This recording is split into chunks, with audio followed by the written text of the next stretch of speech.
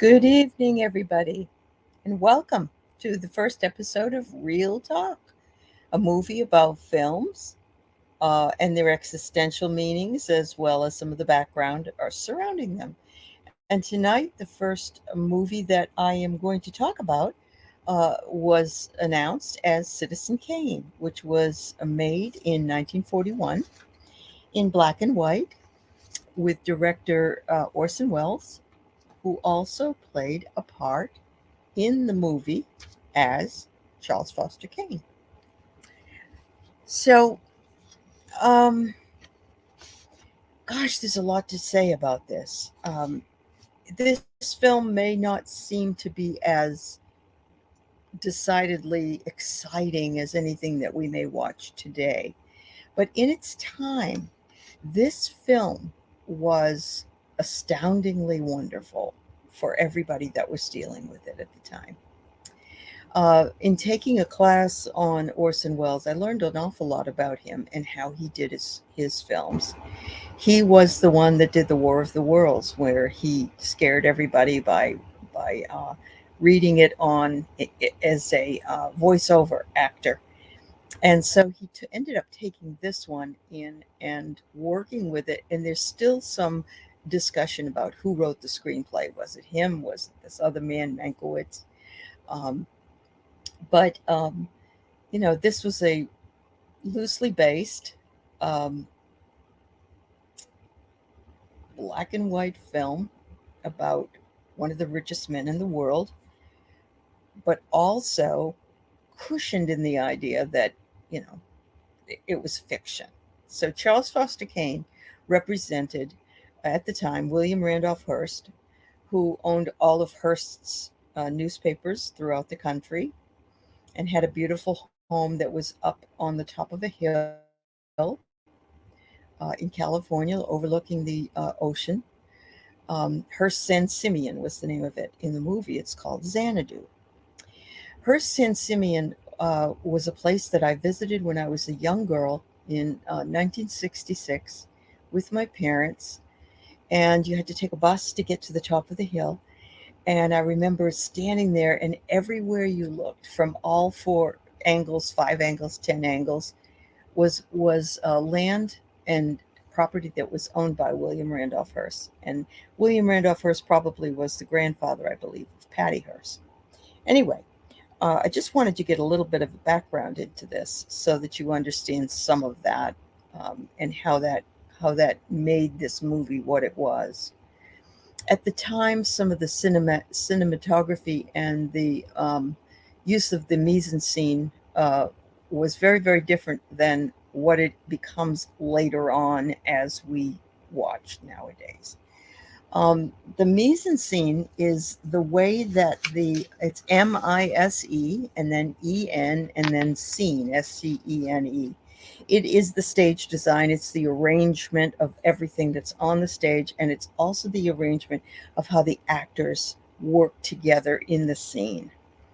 If you're watching the film, it's very ominous, it's very dark. It starts out, with a death of the main character, and then moving from that, it brings it back down to um, where his beginnings were, and so on. But this very, very careful care that they take in framing every single one of the scenes. And Charles Foster Kane, played as an adult by Orson Welles, was always taller than everybody else in the scene. And the way that they did this was that they cut out the floor of where the acting was, and the some of the people would stand into that floor, and he would stand in a higher up on a higher plateau. Even in the scene when Charles Foster Kane is a young child and his parents are arguing about sending him away with his benefactor, Mr. Thatcher, it's a carefully crafted scene as well, where there are two people on one side, there is a person on the other side, and right in the very middle is the fundamental interest of us as viewers. And in there is a window, and outside of the window is a young boy playing in the snow on a sled. Um, Everything that was done here for this movie prior to this movie, this is why it's considered to be one of the best movies of all time. Um, wasn't done as well as it was done by um, the industry standards, and a lot of things changed after this movie became uh, one that became archived. I mean, they didn't even make that much money on the movie. I think it tanked, and there were other things about it that didn't quite make it in the real world. But as it grew in time, all of these things shifted and changed. So in the very beginning of it's a stark black and white movie, and there was color movies in the 40s. Not, I mean, look at 1939, Wizard of Oz, but it wasn't really. It was very expensive to make color movies, and actually, this works out really well being a black and white movie, because a black and white movie is offering you the opportunity to see the starkness and the such um, separate conditions between the two. Um, so this movie opens again, and the lead character represents William Randolph Hearst. In the very beginning, we start with a sort of a news clip, and Charles Randolph Hearst, I'm sorry, uh, Charles Foster Kane has died, and he's holding a globe, a snow globe, and he drops it. And when he drops it, he says, "Rosebud." And the whole movie is trying to figure out who Rosebud is throughout the whole entire movie. And his ex-wife doesn't know who it is. His business partner doesn't know who it is. And they go into the archives, and nobody can figure out who this Rosebud is. And yet we see in the scene where he is on the sled coming down the hill, and much later, there are sleds that show up throughout the rest of the movie and at the end of the movie. And we find out that the sled is Rosebud. It had a Rosebud name on it, but we don't know that till the end of the movie. But what it did was, it was the introduction of a thing called the MacGuffin, and the MacGuffin is something that keeps getting repeated throughout a movie. The Maltese Falcon is another one. When you're watching the Maltese Falcon, that's the MacGuffin, the figure of the Maltese Falcon. So this was a very interesting and well adapted type of thing for movies at the time, and this is the way that they wanted to position some of these new ideas so that people would be very happy with a whole new experience. Um, so the beginning, the action is in the center of the window, as I said. It's very stark, and it is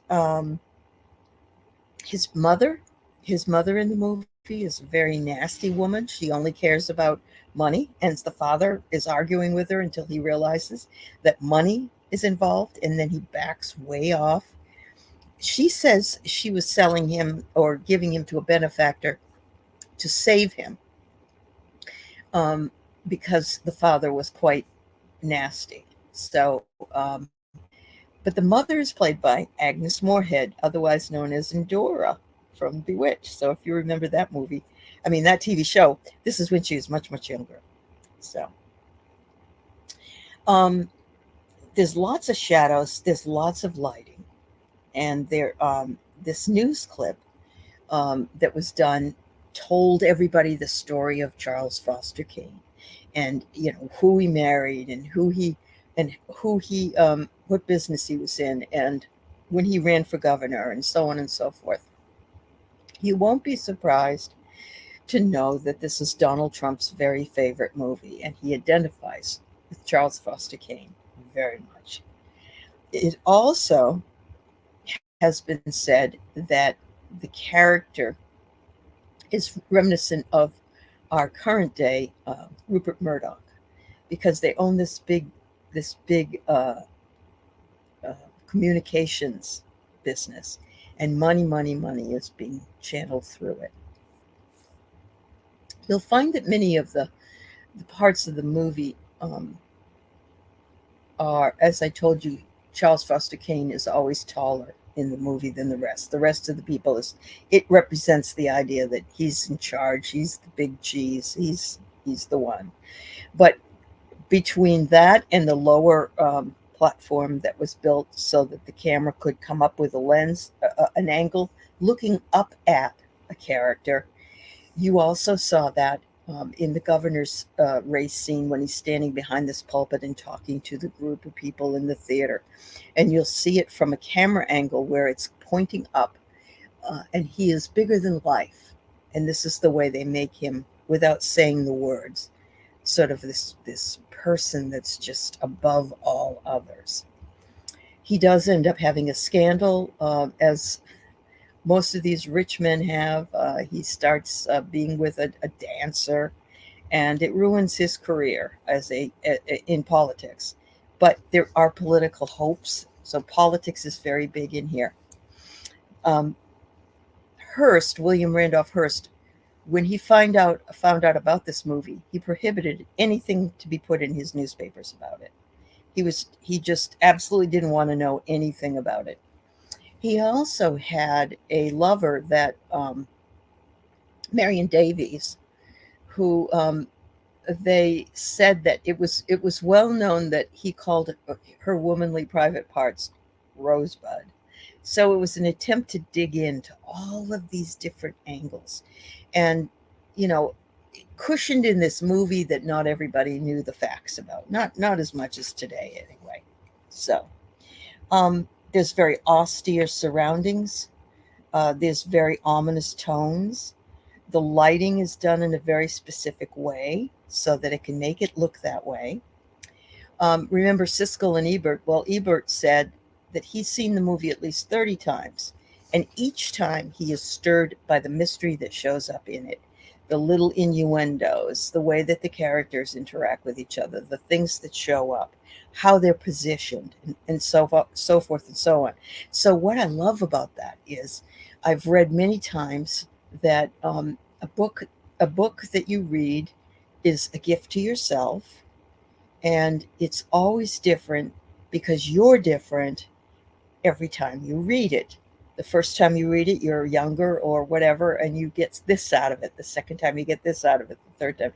So, as in literary theory and the way we look at film, so is the same thing in the film industry. It's a form of communication that actually strips itself down to the very bare basics because they say that you don't want to actually assume anything over a fourth grade level when someone is watching something. And this includes every movie, because this is why they pan in and they kind of smack you in the face.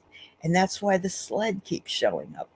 It's reminding you over and over, this sled, this sled, this sled. And then you're still surprised the first time at the end to find out that Rosebud is a sled. You know, you're thinking some intrigue or something, some kind of coded message comes in with it. So the low angle shots facing upward were something that um, the director Orson Welles wanted us to see as our eyes would see these things, so that the perception isn't it is pretty much equal to what it is that we would see in a normal play or a normal show that we might be watching. Many things are framed, and one of the first things that was discussed about this movie was the fact that when they built the sets, they built ceilings ceilings in the sets. They didn't do that before. You had lighting up there. You had all kinds of stuff up there. Now you'll see it panning up to the ceiling. You'll see in different shots the ceiling, which was very unusual at the time. The other thing that was really unusual was music, the way that the music was put into something. So there's a couple of things. Politics shows us, and the basic things that were in the movie shows us themes of isolationism. And at the time, we're dealing with World War II coming up. People feeling isolated, people going to war, people leaving their sweethearts, or things happening in the world.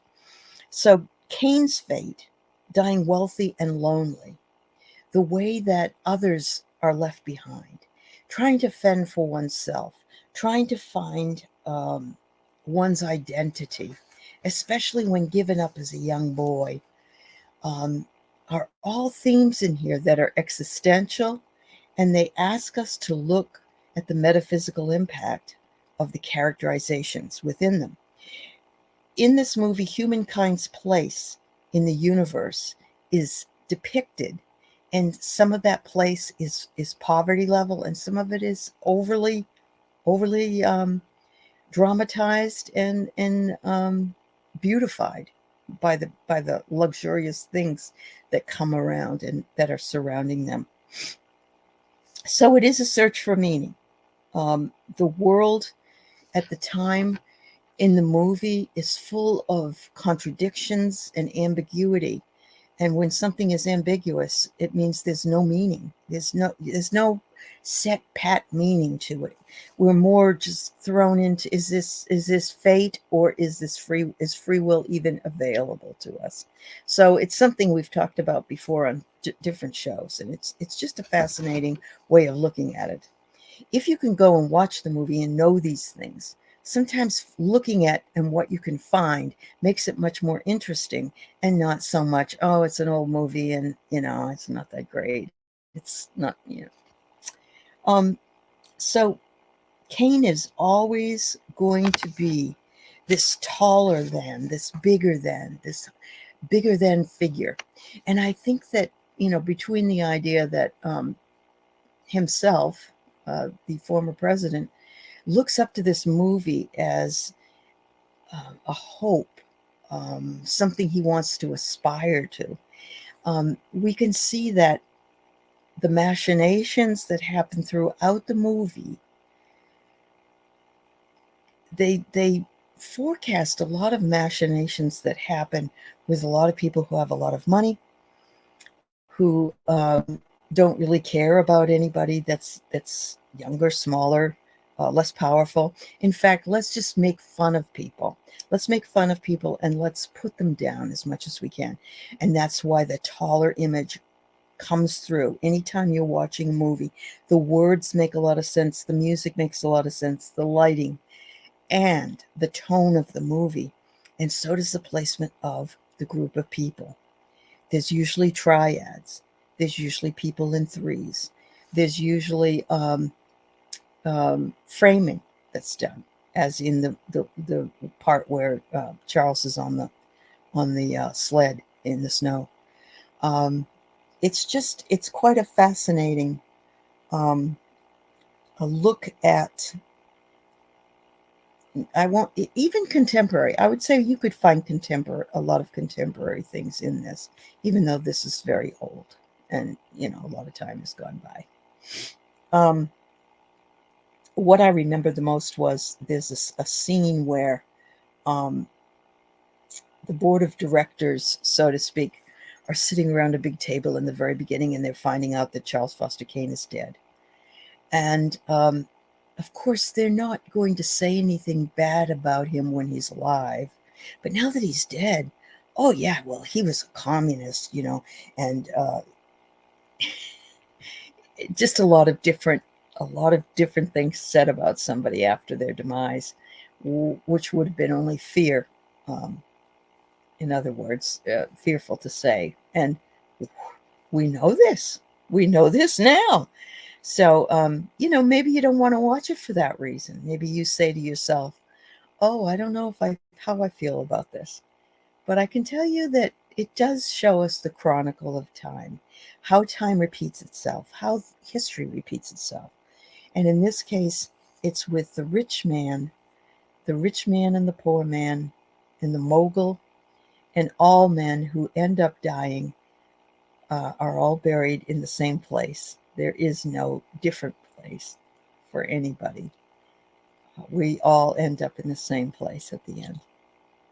Love to hear your thoughts. Thank you.